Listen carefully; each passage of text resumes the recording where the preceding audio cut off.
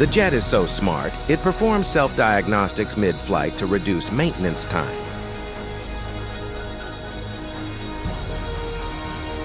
The first operational F-35A was delivered to the U.S. Air Force in 2011.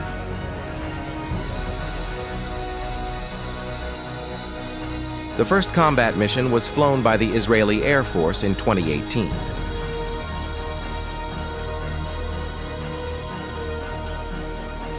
The U.S. Marine Corps was the first to declare Initial Operational Capability, IOC, in 2015.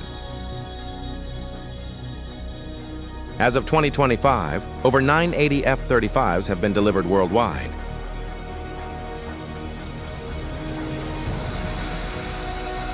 The F-35 has been used in combat missions in the Middle East by the U.S., Israel, and UK.